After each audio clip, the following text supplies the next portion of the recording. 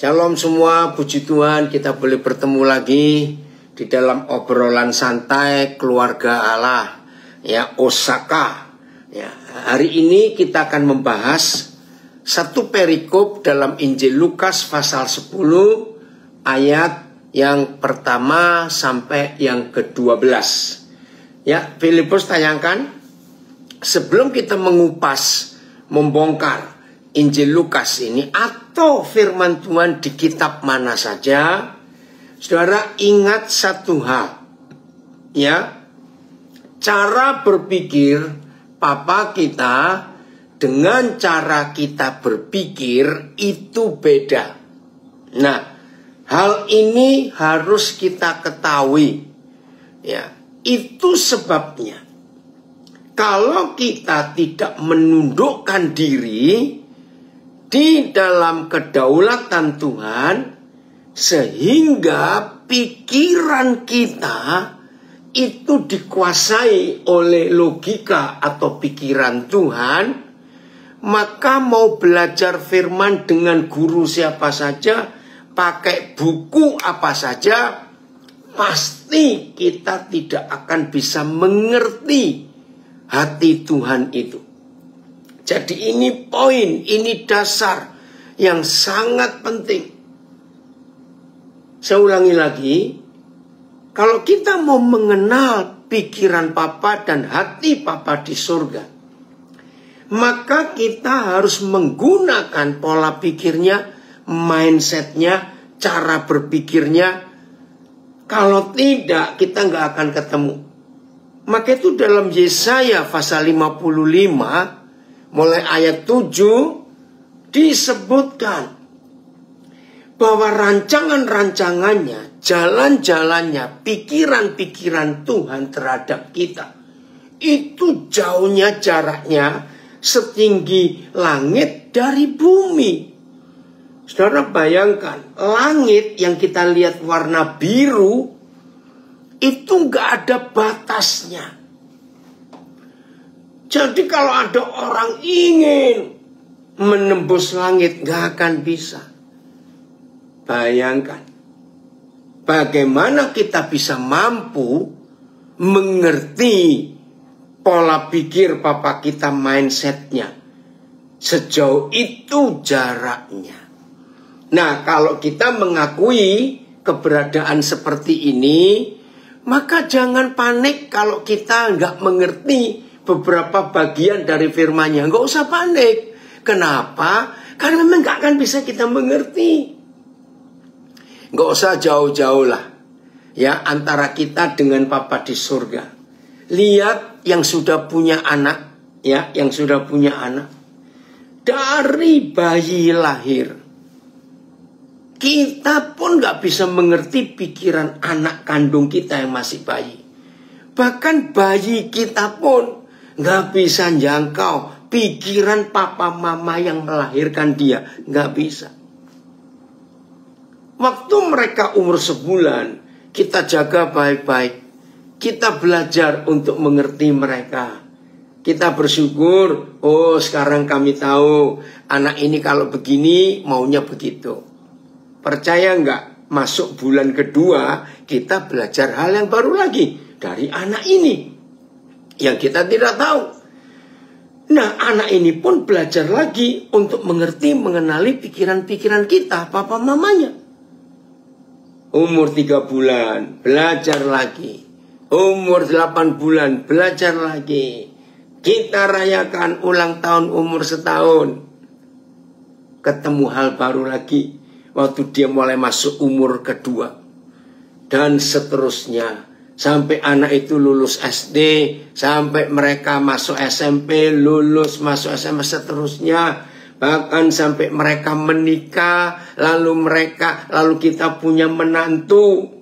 Saudara tahu, masalah baru muncul lagi. Orang-orang tua berharap anak-anaknya cepat menikah karena sudah waktunya. Apalagi kita ingin jadi opa oma. Sudah doa dijawab, punya mantu, masalah muncul lagi. Kita belajar lagi. Karena setelah anak-anak menikah, begitu punya pasangan, punya suami, punya istri, saudara, kita sudah nggak bisa ikut cawe-cawe lagi urus mereka. Sebab mau tidak mau pola pikir mereka pasti terpengaruh dengan pola pikir suami dan istrinya. Setuju ya? Itu sesama kita, orang tua kandung dengan anak kandung. Bayangkan, antara kita dengan saudara seiman kita, antara kita dengan saudara kandung kita, antara kita dengan teman sepelayanan, antara kita dengan tetangga kita, sesama manusia, banyak lagi perbedaan-perbedaan pikiran itu. Nah, begitulah kita coba mengerti hati Bapa di surga, mengerti pikirannya. Jadi, saudara mau belajar teologi sampai S1 saudara 8, S2 saudara 11, doktor teologi saudara 10 kalau sempat. Percayalah, kita tetap tidak bisa berkata, oh, aku kenal Tuhan sekarang. Nggak mungkin. Yang sudah menikah sekian puluh tahun pun tetap harus belajar mengenali pikiran perasaan pasangannya. Nah, saya mendahului ini supaya tidak ada seorang pun di antara kita yang mendapatkan, aku kok nggak ngerti-ngerti firman Tuhan. Nggak apa-apa. Memang susah dimengerti. Jaraknya setinggi langit dari bumi. Bayangkan itu. Itu rancangan pikiran planning Papa buat kita. Jadi relax saja ya, dan gak usah diperdebatkan ini itu. Baik, Filipus mana? Lukas 10.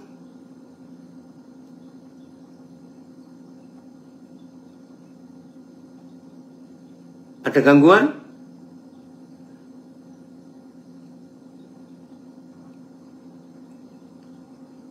Phil, ada masalah? Oh enggak, ya baik. Kita akan lihat satu persatu firman Tuhan ini. Lukas 10. Perlu bantuan, Phil? Maaf ya. Sudah, Pak. Lah, kok nggak kelihatan di sini? Keluar, Pak. Nggak ada? Kelihatan. Ada kelihatan. Loh, di mana ya? Kok di Zoom saya nggak kelihatan? Ada, Pak. Kelihatan, Pak. Kok di Zoom saya nggak ada? Atau saya keluar dulu? Sigit, apa kabar? Baru muncul kamu sudah lama sekali. Maaf, di layar saya kok nggak ada ya? Atau saya keluar dulu? Bagaimana ini? Siapa bisa nolong saya? Ya coba Pak keluar dulu, Pak. Keluar dulu ya. Maaf.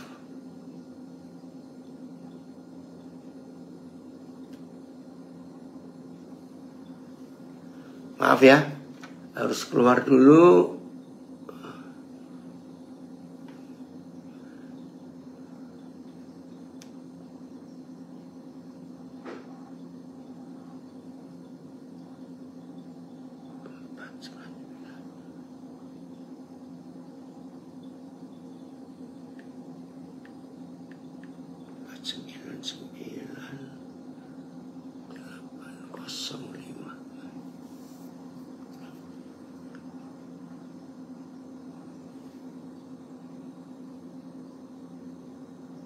Recording in progress. Nah, belum ada juga. Tunggu. Oh ya, ini. Baru keluar. Baik, terima kasih. Ya. Kita akan bongkar, kita akan pelajari, kita akan kupas Injil Lukas 10 mulai ayat yang pertama sampai ayat yang ke-12. Sesudah itu Yesus memilih 70 orang pengikut yang lain. Ini terjemahan baru ya, Vel? TSI, Pak. Oh, TSI ya. Oke, langsung TSI aja ya. Sesudah itu Yesus memilih 70 orang pengikut yang lain, lalu mengutus mereka pergi berdua-dua, mendahului dia ke setiap kota dan tempat yang akan dikunjunginya. Nah, ada sebuah pola kepemimpinan Tuhan Yesus yang masih dipakai sampai hari ini di hampir semua kepemimpinan, leadership. Kita pasti pernah mendengar ada istilah ring 1, ya, lingkaran pertama dalam pola kepemimpinan. Ada ring kedua, lingkaran kedua, ring ketiga, dan seterusnya. Masing-masing beda. Nah, kalau kita melihat Tuhan Yesus juga sama. Walaupun nggak disebut, nggak disebut, Tuhan Yesus nggak menyebut, karena memang dia tidak membedakan. Tapi ada ring pertama. Itu cuma 3 murid. Yohanes, Petrus, Yakobus. Ya, ini ring pertama. Maka itu yang diajak doa di Getsemani juga 3 murid ini. Ya, jangan tanya, kenapa dia milih begitu? Kita nggak perlu tahu. Ya, karena itu bukan urusan kita. Lalu ada ring kedua, 12 orang yang sering kita sebut. Nah, 70 orang ini dalam pola kepemimpinan Tuhan Yesus itu ring ketiga. Nah, kalau kita buka Kisah Rasul pasal pertama, setelah kenaikannya disebut ada 120 murid. Nah, mungkin orang berkata itu ring keempat, kita tidak tahu. Oke? Nah, jadi kita tidak bisa mendiskusikan kenapa Tuhan Yesus milih ring pertama itu 3 orang, ring kedua 12 orang, yang ketiga 70 orang. Saudara, itu urusan Tuhan. Kalau ada yang bisa menemukan, saya juga mau belajar. Tapi buat saya nggak penting. Yang penting semua kita adalah murid-murid Tuhan Yesus. Itu saja yang penting. Dan murid-murid Yesus hanya ada satu kriteria. Yang 2 sisi. Saya ulangi, murid Tuhan Yesus harus punya satu kriteria tapi 2 sisi. 1, taat. 2, suka belajar. Tolong perhatikan. Disebut murid Tuhan Yesus, tidak dicek, tidak dinilai, tidak dihitung ritual rohaninya. Doanya sehari berapa jam, sebulan puasa berapa hari, setiap hari mampu baca berapa pasal, terus sudah mampu hafal berapa ribu ayat. Enggak. Sama sekali di dalam kepemimpinan Tuhan Yesus tidak ada kriteria atau ukuran ritual atau hal rohani. Tidak. Hanya 2 hal ini saja sebagai satu kesatuan. Suka belajar namanya murid, dan taat. Nggak boleh kurang dari ini. Ini mutlak, ya. Jadi kalau kita suka belajar, pasti kita menghidupi firman itu. Orang nggak bisa menghidupi firman kalau dia nggak suka belajar. Suka belajar tapi doublek, percuma, nggak bisa menghidupi firman. Maka itu suka belajar dan ketaatan. Tolong dicatat, ini mutlak. Ya, kalau suka doa nggak dihitung oleh Tuhan. Sebab doa itu urusan pribadi yang nggak bisa dinilai, dilihat, dan diceritakan ke orang lain. Oh, aku ini sehari doa 8 jam. Sak sukamu, Tuhan nggak ngurus itu.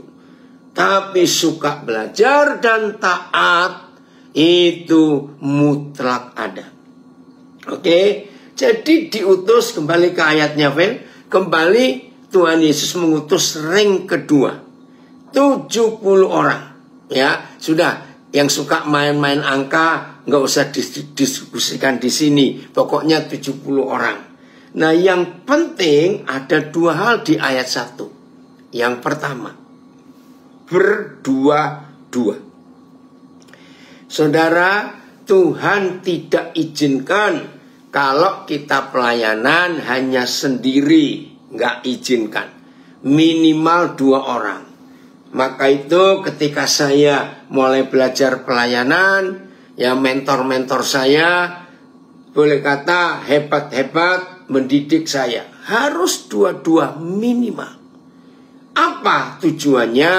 1, supaya kita kuat. Saling menguatkan, saling menjaga, saling melindungi, sering diskusi. Yang kedua, ada keterbukaan.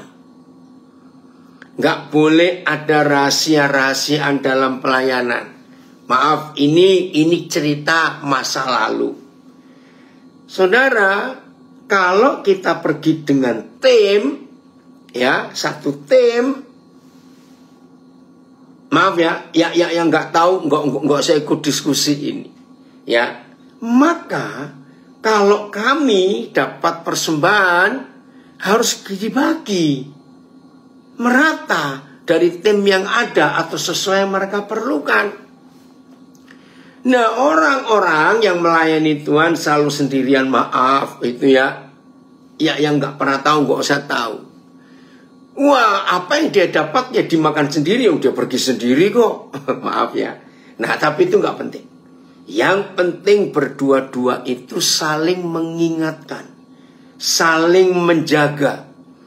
Karena sebagai utusan Kristus, setan gak suka. Mereka akan berusaha untuk menghancurkan.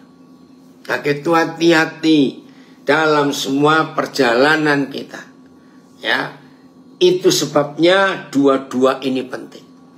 Nah, arti yang berikut, kenapa 2? Saksi itu minimal 2 orang. Maka itu sampai hari ini di pengadilan, itu sudah tercatat ribuan tahun lalu di Alkitab. Saksi itu, segala sesuatu akan sah terbukti kalau ada 2 saksi minimal. 2. Itulah kekuatan yang luar biasa. Hal berikut yang kita pelajari dari ayat 1 Lukas 10 ini. Lihat sikap Tuhan Yesus. Lalu mengutus mereka pergi berdua-dua mendahului Tuhan Yesus. Ini luar biasa, mendahului Tuhan Yesus ke setiap kota dan tempat yang akan dikunjunginya. Saudara, sistem ini masih berlaku sampai hari ini di dunia pemerintahan atau politik. Semua pejabat tinggi, apalagi kepala negara, presiden, raja, perdana menteri, ya, kita ingat ada istilah protokol. Ya, harus ada yang diutus duluan ke tempat itu. Dan ini pola Tuhan Yesus. Ada yang mendahului, ada yang mempersiapkan. Masih ingat dalam pelayanan Yohanes Pembaptis, ya? Maka Yohanes Pembaptis adalah utusan yang diutus pertama sebelum Injil itu sampai, sebelum Tuhan Yesus itu sampai ke situ. Dan ini luar biasa. Apa yang kita pelajari? Tuhan Yesus saja tidak mau kerja sendiri, ya. Selalu ada tim yang ikut. Hebat sekali Tuhan Yesus. Ayat 2. Yesus berkata kepada mereka, semua ladang gandum ini sudah siap dipanen, tetapi orang yang memanen hanya sedikit. Karena itu berdoalah supaya Yahweh sang pemilik ladang-ladang ini mengirim para pekerja untuk memanen semua gandum itu. Saudara, ayat ini, maaf, sampai hari ini masih banyak yang salah menggunakannya. Ya. Karena Tuhan Yesus berkata, berdoalah supaya Yahweh sang pemilik ladang-ladang ini mengirim para pekerja untuk memanen semua gandum itu. Maka itu gereja rajin berdoa, Tuhan kirimkan penginjil-penginjil, Tuhan kirimkan orang-orang yang akan Kau utus. Nah, karena kita salah persepsi, karena kita salah konsep. Maksud berdoa itu yang sudah berapa kali kita belajar. Diskusi dengan Tuhan. Kalau kata berdoa kita gunakan untuk memerintah Tuhan, kirimkan orang, kirimkan itu. Saudara masih ingat dalam dunia gereja, kita pernah tahu Yesaya pasal 6, suatu hari Yesaya dilawat Tuhan luar biasa. Dan begitu hebat lawatan Tuhan itu, lalu Yesaya berkata, Tuhan ini aku, utuslah aku. Tapi dipelesetkan oleh beberapa saudara, Tuhan ini aku, utus dia. Nah bukan begitu. Jadi kalau ayat 2 Lukas 10 ada kata berdoalah kepada Yahweh yang punya ladang-ladang itu untuk mengirimkan yang manen. Ya, itu bukan kita menyuruh Tuhan untuk kirimkan orang. Nah, lalu yang doa ini apanya Tuhan? Lalu yang doa ini kan lebih baik kalau saudara dan saya bisa berdoa, Tuhan kirimkan penuai-penuai. Kenapa kita nggak berkata, aku siap jadi penuaimu Tuhan. Kan lebih baik begitu daripada cuma doa-doa minta saja. Terima kasih Phil. Yesaya 6 ayat 8. Lalu aku mendengar suara Yahweh berkata, siapakah yang akan kuutus? Dan siapakah yang mau pergi untuk aku? Jadi hari itu Yesaya mengalami lawatan Tuhan yang luar biasa. Maka sautku, inilah aku, utuslah aku. Ada TSI-nya enggak, Phil? Oh, enggak ada. Ya, BIS ya. Lalu saya mendengar suara Yahweh berkata, siapa akan kuutus? Siapa akan menjadi pembawa berita kita? Saya menjawab, ini saya, utuslah saya. Nah ini yang belum dengar kesaksian saya, kenapa saya bisa ke Papua. Nah ini saya cerita. Hari itu bulan Agustus, saya lupa tanggalnya, tahun 1989. Saya nginap tinggal di rumah Pak Dr. Adi Sutanto. Puji Tuhan, sudah sehat kembali setelah mengalami bypass pasang ring di Singapura. Hamba Tuhan hebat ini. Nah, saya baca buku judulnya From Jerusalem to Irian Jaya. Ya, waktu itu Pak Adi tinggal di Pasadena, California. Saya pelayanan berapa lama tinggal di situ. Nah, setelah saya baca buku itu From Jerusalem to Irian Jaya, wih, hati saya bergetar. Saya tahu Bapak ingin bicara sesuatu. Tiba-tiba ada suara halus di hidup saya. Pergi Daniel. Saudara, saya nggak tanya, tunggu ya Tuhan, aku doa dulu, aku puasa dulu, cari kehendak-Mu. Enggak. Langsung saya menjawab, kapan saya berangkat? Itu Agustus 89. Lalu dapat kesempatan April 90, pertama kali saya menginjakkan kaki saya di Jayapura, di Papua. Langsung jatuh hati. Puji Tuhan. Nah itu dia. Jadi pendoa-pendoa pendoa-pendoa syafaat, jangan salah gunakan Lukas 10 ayat 2. Saudara cuma teriak-teriak nyuruh Tuhan kirim utusan, kirim penuai. Nah, daripada makan waktu dan seperti main karambol, lebih baik para pendoa itu doanya dirubah. Utus aku sekarang Tuhan. Awas yang pura-pura langsung tuli bertobat. Maaf. Daripada nyuruh-nyuruh Tuhan, kitanya nggak berangkat. Lalu kalau nyuruh-nyuruh Tuhan begitu, lalu yang jadi bos itu siapa? Yang jadi hamba yang disuruh itu siapa? Artinya ayat 3. Ayo lihat ayat 3. Ayat 3. Sekarang pergilah dan perhatikanlah. Nah ya, kan disuruh pergi sekarang. Ayo. Saudara, berapa waktu yang lalu, kira-kira tahun 94. Ya. Ada seorang hamba Tuhan dari Belanda, namanya Brother Andrew. Ya, saya nggak akan lupa peristiwa itu. Saya diundang ke Tawangmangu, Jawa Tengah, untuk menghadiri seminar misi. Pengkhotbah utamanya Brother Andrew ini. Saya nggak akan lupa.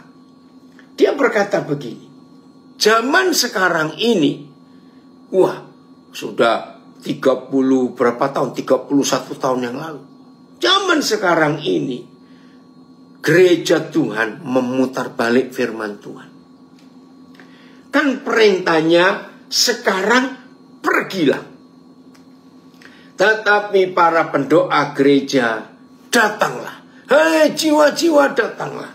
Bahkan sampai hari ini masih ada beberapa gereja bodoh. Maaf. Para pendoa setengah jam sebelum ibadah dimulai diminta gembalanya. Kalau ada gembala melakukan seperti ini bertobatnya. Ya, apa yang dilakukan oleh para pendoa di gereja itu? Ya, suruh tumpang tangan di bangku-bangku yang kosong. Lalu berdoa, karena saya ngeliat sendiri ini saudara. Saya tegur gembalanya. Nggak begitu. Tuhan kirim jiwa-jiwa supaya bangku-bangku ini penuh. Wah, dengan pukul-pukul kursinya. Pasti pernah tahu ya, ada gereja model seperti itu. Nggak begitu. Maka itu Brother Andrew berkata, Tuhan menyuruh kita pergilah untuk mencari Yesus yang mau datang kembali untuk ngecek pekerjaan kita. Kita beri perintah balik, Tuhan kirimkan jiwa-jiwa. Nah, kalau antara gereja dengan Tuhan Yesus saling suruh menyuruh begini, hei dengar, siapa yang berangkat goblok? Maaf, jangan tersinggung. Main perintah seenaknya saja. Saya ulangi lagi ayat 2 tadi. Mintalah, berdoalah kepada yang punya ladang. Itu bukan memerintah, tapi diskusi. Siapa yang berangkat ya Tuhan? Terus kalau berangkat bagaimana? Maaf. Ngerti ya? Lalu Brother Andrew berkata begini, saya nggak akan lupa. Jadi model gereja zaman sekarang, pergi ke pinggir sungai, pergi ke pinggir laut, pergi ke pinggir danau untuk cari ikan, tapi jala untuk menangkap ikan tidak dilemparkan ke air, tapi dipasang sebagai net volley. Tahu net volley ya? Di pinggir pantai, di pinggir air itu. Lalu gereja bawa alat musik, sound system, wih genjreng-genjreng, nyanyi ribut di pinggir laut, di pinggir danau, di pinggir sungai. Dan lagunya begini, ikan lompatlah, suruh ikannya naik ke jaring itu. Ini kan gobloknya double-double. Maaf. Ayat 3, Phil. Ini perintah. Ini perintah. Lihat. Sekarang pergilah. Tapi kita ngawur. Kita sekarang memberi perintah. Yang memerintah. Kita sekarang memerintah. Yang memberi perintah. Yesus berkata sekarang kita pergi. Tapi akhir zaman ini kita goblok. Kita nyuruh Tuhan pergilah untuk menyelamatkan jiwa-jiwa. Kan ngaco. Dan perhatikanlah, aku mengutus kamu ke dalam situasi yang berbahaya. Kamu akan menjadi seperti domba di tengah gerombolan serigala. Nggak usah takut. Ya, nggak usah takut. Tuhan pasti melindungi.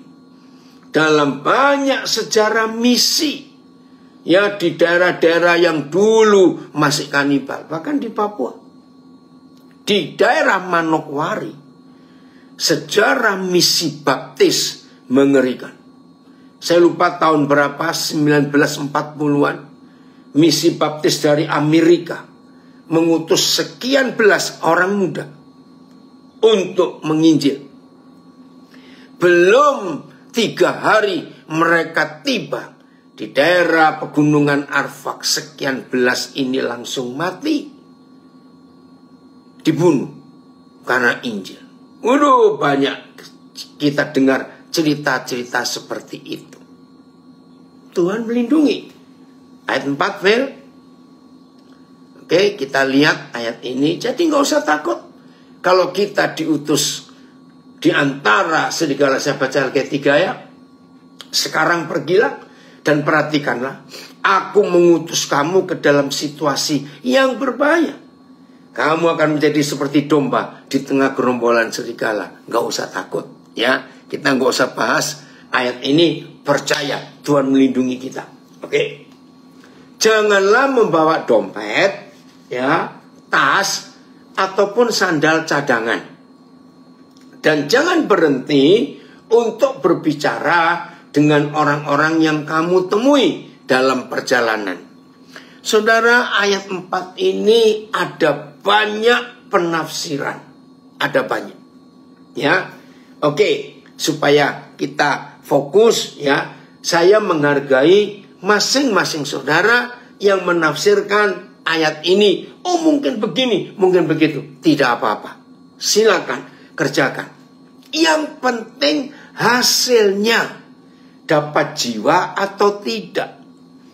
Kita percuma mendiskusikan semua firman ini, tapi kalau tujuan utamanya nggak nyampe, untuk apa? Ya, tadi ya, saya punya grup dan saya marah kepada mereka karena saya hitung dari jam berapa grup ini diskusi. 8 jam 11 menit. Wah, saya marah. Yang didiskusikan bukan firman, tapi ngurusin hidup orang lain. Ada public figure, nggak usah sebut namanya. Wah, anaknya 4 cerai begini begitu. Saya hitungin 8 jam 11 menit ribut. Wah, saya marah. Stop, saya bilang. Sayang waktunya. 8 jam 11 menit kamu hidup ngurusin orang lain. Kenapa kita nggak ngurus diri sendiri? Periksa 8 jam ini hidupku benar atau tidak. Nah, itu saya paling nggak suka. Itu farisi-farisi model akhir zaman yang suka ngurusin hidup orang lain. Nah, seperti ayat ini. Jangan kita diskusikan. Loh, kenapa nggak boleh bawa sandal cadangan? Kenapa kita nggak boleh bawa tas dompet semuanya? Kenapa kita nggak boleh ngomong dengan orang di tengah jalan? Boleh kita diskusikan. Tapi kalau kita terpaku stop pada satu ayat ini sampai besok nggak akan selesai. Maka itu saya katakan Tuhan itu ingin hasilnya. Ya. Pokoknya Lukas 10 ini, makasih ya saya balik. Pokoknya Lukas 10 ini Tuhan ingin kita menjadi penuai-penuai. Ya, Phil, bisa nggak keluar masuk ayatnya, Phil, supaya nggak buang waktu, tetap aja dibuka. Ya, karena kita akan ngupas ayat ini. Ya, oke, kita belajar begini. Janganlah membawa dompet, tas ataupun sandal cadangan. Itu tujuannya supaya konsentrasi kita bukan di barang-barang, benda-benda yang kita pakai. Jangan. Karena kalau ada bawa ini, bawa itu, makin ribet bukan di perjalanan? Betul tidak? Makin ribet. Maaf ini maaf. Ya, karena saya sering jalan dengan banyak orang. Siapa pernah punya pengalaman? Ya, mungkin diri sendiri atau ngelihat orang lain. Mau berangkat ini satu keluarga. Ya, dan ada bawa anak kecil. Berapa kali terjadi? Barang sudah naik mobil, sudah di base semuanya. Ada yang ketinggalan, ada yang ketinggalan, ada yang ketinggalan. Biasanya itu kan ibu-ibu, mama-mama, emak-emak itu. Nah, saya itu bilang begini. Seandainya toh ada yang ketinggalan, kan kita bisa beli di jalan daripada mondar-mandir buang waktu nggak berangkat-berangkat. Maaf, ini contoh. Jadi kalau Tuhan Yesus berkata janganlah bawa dompet, tas ataupun sandal cadangan, artinya tujuan utama kita pergi adalah untuk jiwa-jiwa, bukan untuk ini orang Jawa bilang tetek bengeknya ini loh, kerintil-kerintilnya ini loh. Jangan, konsentrasi kita ke jiwa-jiwa. Jangan didiskusikan. Kok nggak boleh berhenti untuk bicara dengan orang-orang yang kita temui dalam perjalanan? Buat saya, supaya fokus. Ya, berapa kali kita melakukan perjalanan tidak fokus? Karena tiap kali ngelihat, ada orang jual durian, berhenti dulu yuk. Baru jalan lagi, waduh, itu ada jual pepaya, berhenti lagi. Lah kapan nyampainya? Ya, jadi ini fokus. Ayat 5. Sebelum kamu masuk ke dalam rumah seseorang, ucapkanlah terlebih dulu shalom, salam, ya, semuanya. Puji Tuhan. Kiranya kalian sekeluarga merasa tenang dalam perlindungan Yahweh. Beri salam. Karena salam itu membuat orang-orang itu dapat berkat. Ayat 6. Kalau orang di dalam rumah itu menginginkan ketenangan dari Yahweh, dia akan menerima kamu. Dan Tuhan akan memberkati dia serta keluarganya sesuai perkataanmu itu. Tetapi kalau di situ tidak ada orang yang menginginkan ketenangan atau damai Yahweh, maka ucapan berkatmu itu tidak akan terjadi di antara mereka. Nah, saya percaya semua kita pernah dengar ya istilah atau phrase atau kata-kata kalimat begini. Kalau ada orang memberi sesuatu kepada kita dan kita tidak mau menerimanya, masih ingat ya? Pertanyaannya begini. Jadi yang dia mau beri kepada kita itu sekarang di mana? Kalau dia beri kita tidak mau. Semua kita tahu, ya kembali kepada yang memberi. Nah, betul. Makasih ya Boru Sinaga. Seperti itu. Jadi kalau kita ingin menyatakan damai, menyatakan berkat, menyatakan keselamatan, tapi orang menolak, nggak usah kecewa, nggak usah maksa. Berkat itu nggak terjadi di antara mereka karena kembali kepada kita. Nah, maaf, tidak sedikit orang bodoh di antara kita. Dikirimi sampah diterima, ya kan goblokmu. Kalau ada orang kirim sampah, kirim kotoran, dan saudara tidak terima, maka itu kembali ke yang ngirim. Nggak usah panik, nggak usah sampah didiskusikan, terus kotoran dibawa ke lab. Ini kotorannya siapa? Nganggur kamu? Maaf. Sudah, nggak usah diterima. Maka itu banyak orang usil, nganggur, ngurusin orang lain, diri aja sehingga beres-beres. Setuju ya saya ngomong ini? Ayo bertobat kita. Yang suka usil ngurusin orang lain, suka gosip, ngomongin ini itu yang gak jelas semuanya. Lebih baik kita ngomong kebenaran. Ingat itu baik-baik. Jadi kalau ada berkat yang kita terima, oi orang hebat anak saya, Ander Agus, amin. Ya. Kalau ada berkat yang kita ingin beri dengan Injil itu, orang menolak, gak usah panik, gak apa-apa. Kita cari ke tempat lain. 7. Kalau kamu masuk ke suatu kota dan orang-orang di situ menyambut kamu dengan baik, tinggallah dengan keluarga yang menerima kamu. Naik lagi Velia, sampai kamu pergi meninggalkan kota itu. Janganlah berpindah-pindah. Nah, ini loh yang kita harus lakukan. Saudara, usahakan. Ya, usahakan. Kalau sampai Tuhan ingin mengerjakan sesuatu di tempat yang baru, yang kita belum pernah ke sana, ayo, jangan pindah-pindah dulu. Buat sesuatu. Ya, ini yang saya lakukan waktu Tuhan menyuruh untuk ke Papua. Ya, tinggal sampai sesuatu itu terjadi. Dari puji Tuhan, ya, kamu ada. Oke ya. Nah, makan dan minumlah apa saja yang mereka hidangkan untukmu, karena setiap pekerja berhak menerima upahnya. Saudara, saya punya salah satu anak, namanya Musa. Dia orang Halmahera Utara. Nah, suatu hari dia pelayanan. Ya, Andre Agus masih kontak Musa, kamu Musari? Ya. Suatu hari dari Denpasar, dia mengadakan perjalanan menuju ke Singaraja. Ini kesaksian yang luar biasa. Ternyata sampai di Karangasem, bus umum yang dia naikin itu mesinnya rusak. Ya, masih enak. Nah, akhirnya penumpang semua turun dan tidak ada bis lagi yang lewat. Ya, karena waktunya. Dia bingung mau tinggal di mana karena tujuannya bukan Karangasem.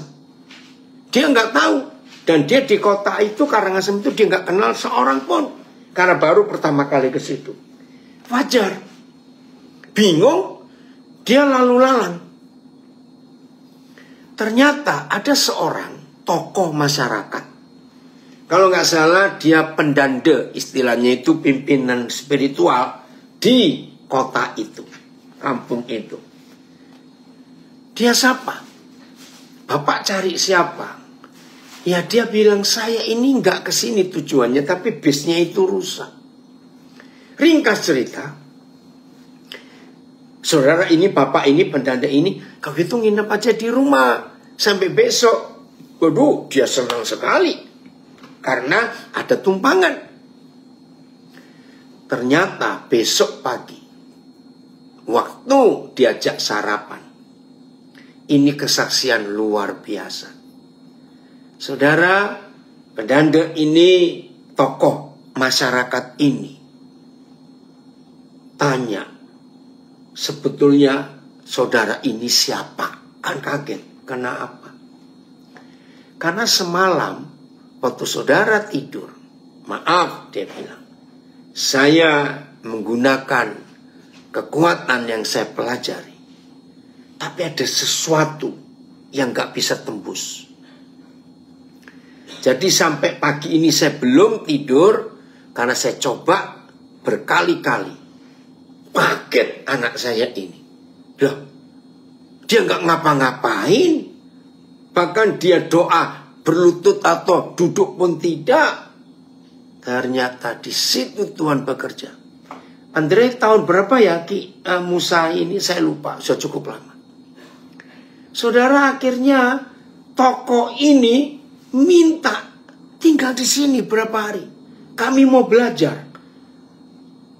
Wah, saudara, sampai hari ini anak saya itu jadi berkat di desa itu sampai hari ini. Akhirnya mereka nggak jadi pindah ke Singaraja, tapi tinggal di Karangasem sampai hari ini. Dan Injil diberitakan. Saya tanya ini anak saya, Agus, kalau kamu bisa nambahin, kamu tulis nanti papa yang baca. Ini pelayanan yang luar biasa, gara-gara bus rusak. Bisa jadi berkat di situ sampai hari ini.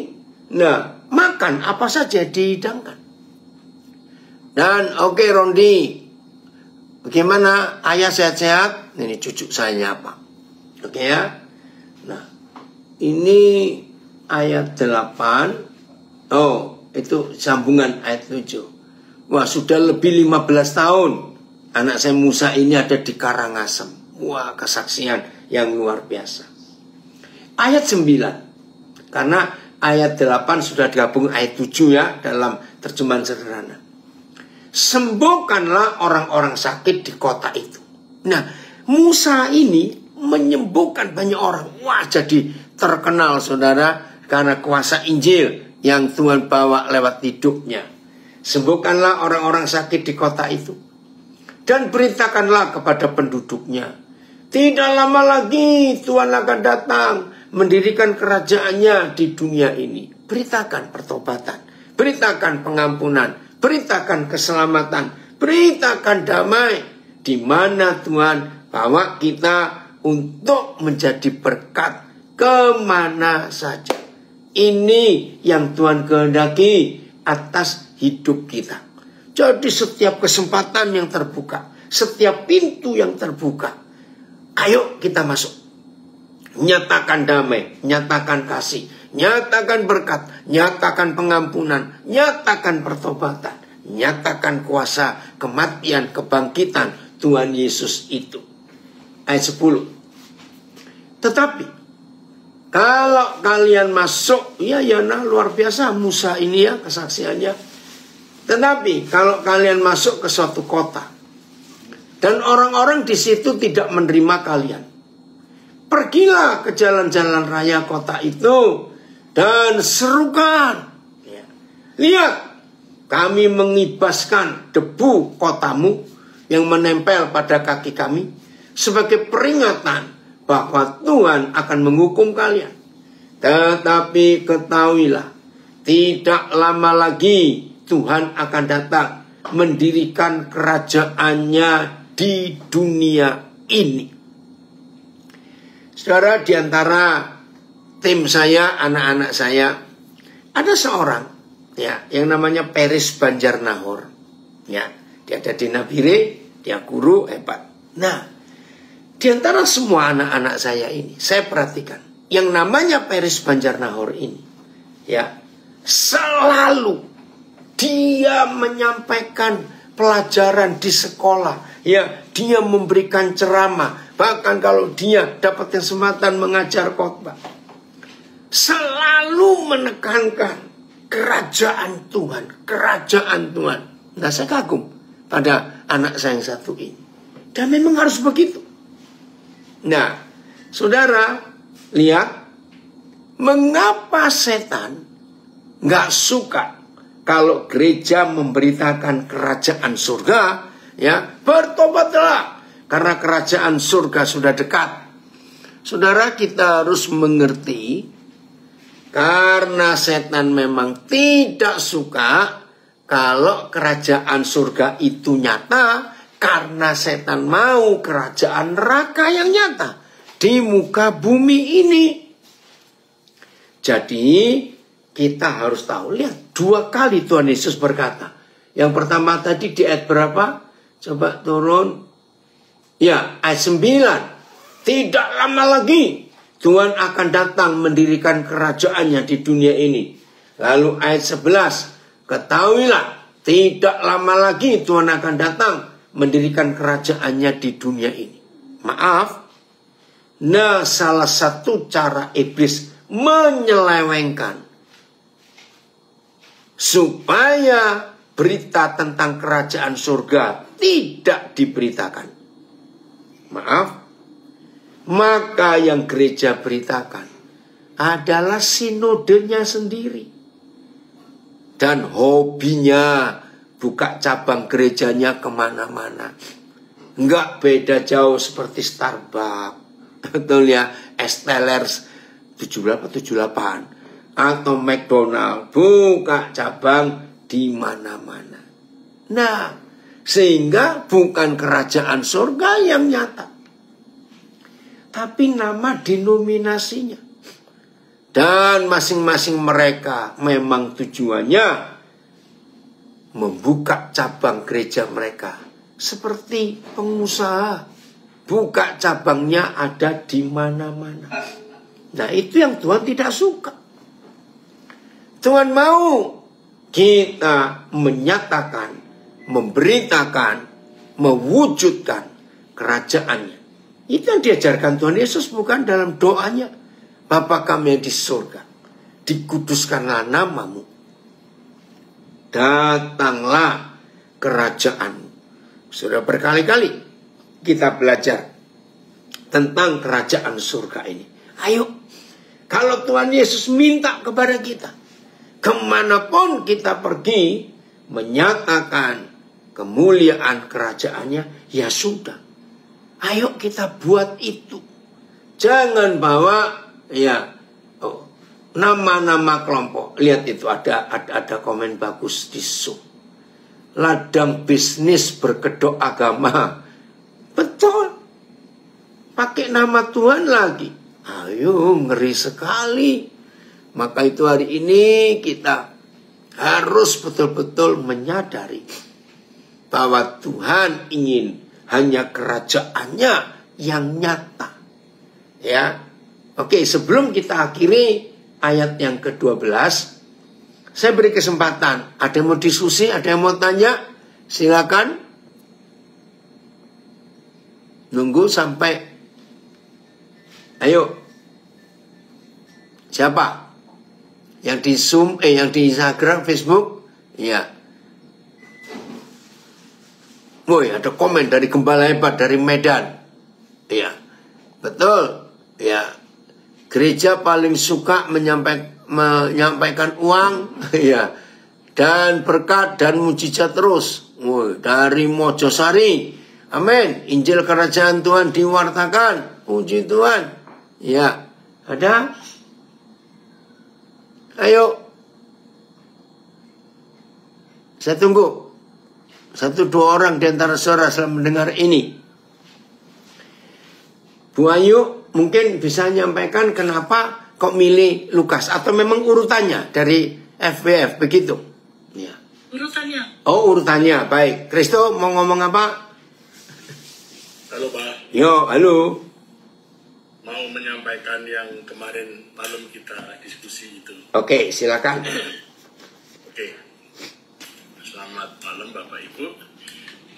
Sedikit berbagi pengalaman pelajaran yang luar biasa dari beberapa hari ini yang yang saya alami secara pribadi begitu. Tetapi ada pelajaran Tuhan yang luar biasa. Roh Kudus mengajarkan sesuatu. Jadi begini, singkat cerita, pekerjaan saya di dunia kafe, di dunia perkopian, dan itu adalah dunia yang hari ini cukup ramai diperbincangkan. Banyak orang pikir bahwa kalau kopi itu kalau bisa ngurus kafe, pasti bisa roasting, padahal nggak seperti itu. Karena setiap spesialisasinya, setiap arahnya itu punya spesialisasi sendiri-sendiri. Gitu. Nah, sahabat saya itu adalah seorang roaster. Dia punya bos, bosnya pikir bahwa dia adalah seorang roaster, dia pasti bisa ngurus kafe. Gitu. Lalu dia dipercaya untuk mengurus sebuah kafe kemarin. Nah, tapi kafe yang dia jalankan ini sudah saya nggak tahu lamanya itu bertahun-tahun atau berbulan-bulan, itu boleh dibilang bleeding gitu.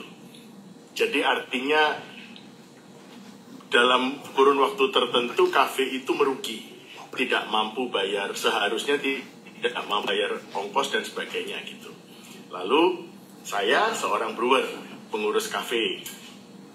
Karena dia saya, lalu dia minta tolong saya untuk bantuin ngurusin kafenya itu. Nah, lalu saya baru mulai masuk ke situ. Nah, kurang lebih 1 bulan, singkat cerita kerjasamanya untuk saat ini berakhir, tidak jadi, di cancel gitu. Sedih dan sedih, ya emosional, ya kepikiran, sampai akhirnya Roh Kudus membuka satu pemahaman yang baru gitu. Mungkin selama ini saya yang salah karena begitu saya masuk ke situ saya lihat, oh ternyata ini nggak benar, ini nggak benar, ini nggak benar, ini nggak benar.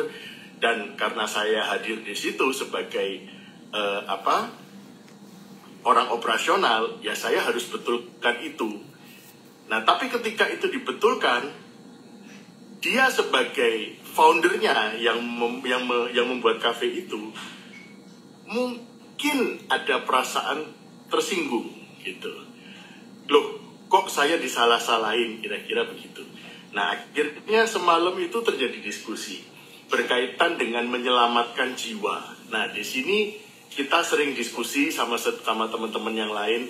Kita jadi mengerti arti kata jiwa-jiwa itu bukan sekedar untuk penambahan jemaat, tetapi ini bicara tentang penyelamatan seseorang atau penyelamatan jiwa gitu. Nah, jadi tadi malam akhirnya ketemu nih kuncinya untuk menyelamatkan jiwa yang salah, ya kan? Sampai saya akhirnya kepikiran ketemu satu pemahaman, dibiarin dia jatuh ke jurang, tapi dibetulin itu berpotensi untuk merobek jiwanya, jadi untuk melukai jiwanya juga gitu. Nah, ini menjadi apa ya? Pemikiran yang cukup sulit gitu ya. Akhirnya kemarin saya telepon Papi untuk diskusi tentang ini. Untuk menyelamatkan jiwa. Jadi bukan sekedar untuk penambah jemaat, tapi menyelamatkan jiwa. Yaitu tadi, kita biarin dia gelundung ke jurang. Tapi kalau kita selamatin, berpotensi akan merobek. Karena nggak ada orang yang mau disalahin. Nah, jadi gimana caranya seperti itu? Bersyukur pada Tuhan, Roh Kudus membimbing Papi. Kemarin ketemu satu kata yang sekali. Seperti Sun Tzu itu, The Art of War. Jadi ada Sun Tzu. Kata seni yang melampaui segala teori, segala ketentuan harus begini, harus begitu. Tetapi Amen. ada seni yang luar biasa, dari mana Roh Kudus itu adalah seniman yang luar biasa hebat. Dan kembali ke pengajaran Papi yang tadi, mengenal. Nah, mengenal ini yang nggak bisa diteorikan gitu. Sebenarnya tujuan saya telepon Papi kemarin itu mau tanya lah, terus caranya bagaimana? Ya gimana caranya? Ya harus mengenal. Papi juga tidak akan bisa, Papi dan juga tidak akan bisa memberikan solusi yang terlalu bagus untuk salah saya, karena kan yang mengenal saya ini kan saya gitu. Yang mengenal partner di lapak kita sendiri. Nah, jadi ya sangat relate sekali pengajaran Papi hari ini tentang mengenal yang akan kita lakukan dan menyelamatkan jiwa-jiwa itu perlu strategi, perlu seni, dan mengandalkan Roh Kudus sebagai desainer agung Amen. semesta. Strategi yang luar biasa. Bagaimana Daud melekat sama Tuhan, diberi strategi perang, hari ini bisa begini, besok bisa lain, padahal musuhnya tetap sama. Nah, itu yang hari-hari ini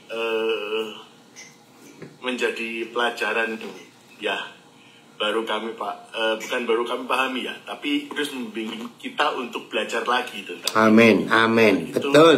baik untuk saya bagikan di sini tentang itu sih, mengenal dan menyelamatkan jiwa-jiwa itu. Ya, dan kata jiwa-jiwa ini hari-hari ini hati-hati. Kita punya amanat agung untuk menyelamatkan jiwa-jiwa. Tuhan Yesus sudah menyelamatkan kita. Nah, yang bisa menyelamatkan jiwa itu kan kita, sudah bukan Tuhan Yesus lagi gitu. Nah, itulah makanya keep connect to God, keep connect to supaya Roh Kudus yang akan membimbing kita terus sebagai the art of universe. Amin. Seperti itu. Ya. Oke, jadi Terima kasih, Bimo. ya, dari kesaksian ini, kisah ini, sadar nggak ternyata dogma atau doktrin itu musuh utama Roh Kudus. Maaf ya. Maka itu sejak awal tadi, ketika saya memulai, saudara, kita nggak bisa memasukkan Tuhan di seluruh konsep pikiran kita. Itu tidak akan bisa. Tuhan itu absolut, terlalu luas. Nggak bisa kita kotakkan dia di logika kita. Maka itu satu-satunya cara untuk kita bisa mengenali Bapa kita. Ya, dari awal tadi saya sudah katakan itu. Jangan batasi dia dengan logika kita. Nggak akan ketemu. Ingat kesaksian anak saya Musa tadi. Tujuannya mau ke Singaraja. Kok bisa Tuhan izinkan bisnya mogok di Karangasem. Dan terjadi lawatan Tuhan. Nah, ini yang kita perlu pelajari. Masih ingat kapan Injil masuk Eropa? Kisah Rasul 16. Hari itu, minggu-minggu itu Paulus dengan timnya, ya ingat tim 22, waktu itu 3 orang mereka. Coba nginjil di Bitinia, nggak bisa. Ke Misia, tidak bisa. Ke Frigia, tidak bisa. Pokoknya Paulus maunya ke wilayah Asia. Di stop semuanya. Sampai Troas malam hari, sudah nggak bisa kemana-mana lagi, Paulus mencari Tuhan malam itu. Di dalam diskusinya dengan Tuhan, jadi tidak berdoa. Tuhan kirimkan penuai, Tuhan kirimkan, enggak. Paulus diskusi dalam doa. Suruh kemana kami ini? Tiba-tiba sebuah penglihatan datang. Ada orang Makedonia, Paulus tahu itu pakaiannya.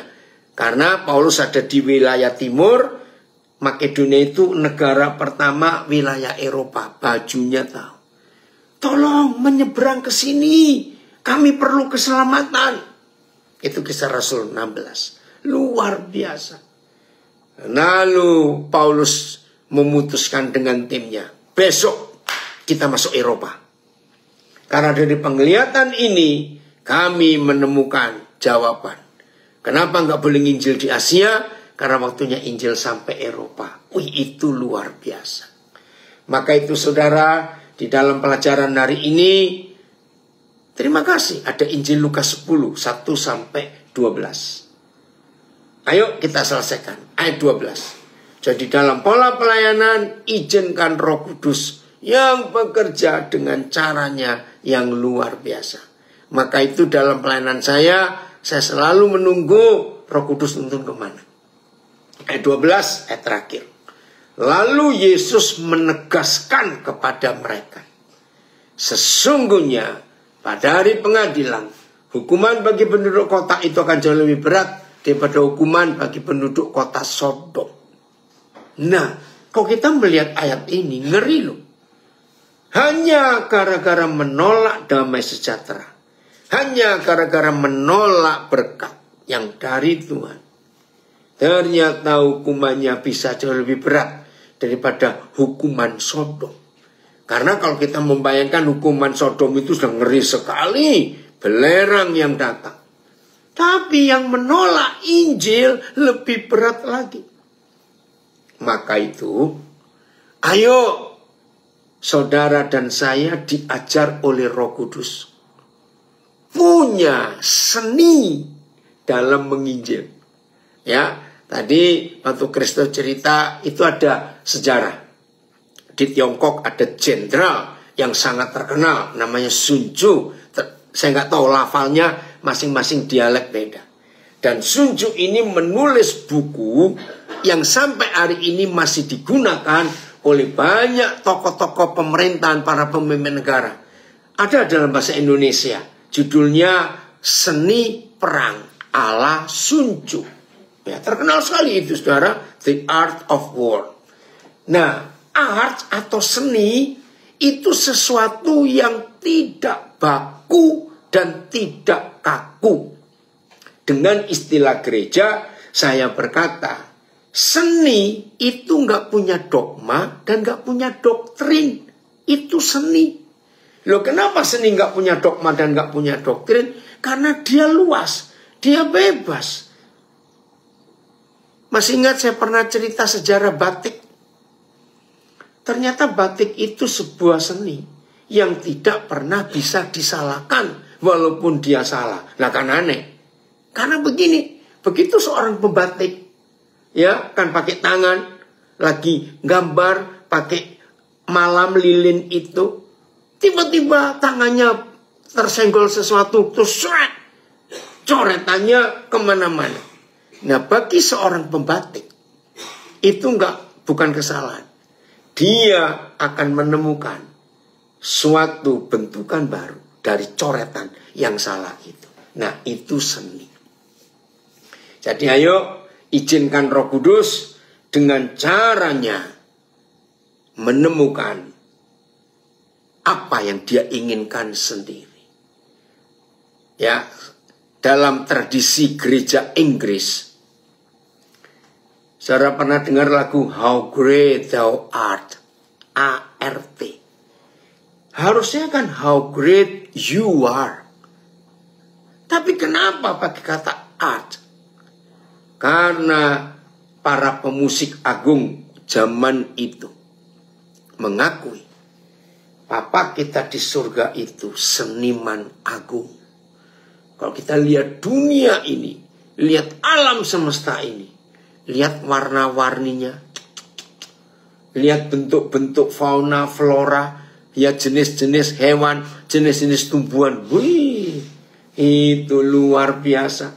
Siapa yang ngikuti sosial media, makin canggih manusia, bisa menemukan alat-alat untuk kamera nyelam sampai berapa kilometer ke dasar laut yang dulu nggak bisa. Ternyata di laut dalam itu jenis-jenis kehidupan, ya baik ikan, baik apa yang lain-lain. Unik-unik saudara, bukan antik ya, unik luar biasa, kagum. Maka itu izinkan Roh Kudus, ya, izinkan Roh Kudus untuk bekerja dengan caranya sendiri di dalam hidup kita ini. Maka kalau kita ada di dalam kehidupan Tuhan bersama dengan Roh Kudus, hasilnya itu pasti luar biasa. Gak akan membosankan, ya. Jadi ayo mulai hari ini izinkan Roh Kudus bekerja dengan mau-maunya sendiri. Tuhan memberkati kita semuanya. Kita diperkaya oleh kekuatan kekayaan seninya Roh Kudus itu untuk apa saja. Bahkan mendidik anak juga. Saudara punya 3 anak, punya 2 anak. Kalau 1 nggak bisa dibuat perbandingan. Anak kandung. Saudara dan saya sebagai orang tua harus punya seni mendidik mereka, mengarahkan mereka. Anak kembar pun ada seninya mendidik mereka. Guru-guru, ya, baik guru sekolah, guru dosen, guru sekolah minggu, lihat masing-masing anak kita seni luar biasa. Oke, Tuhan memberkati kita semua. Bersyukur ada Lukas 10, ya, ada firman Tuhan yang hebat. Tuhan memberkati.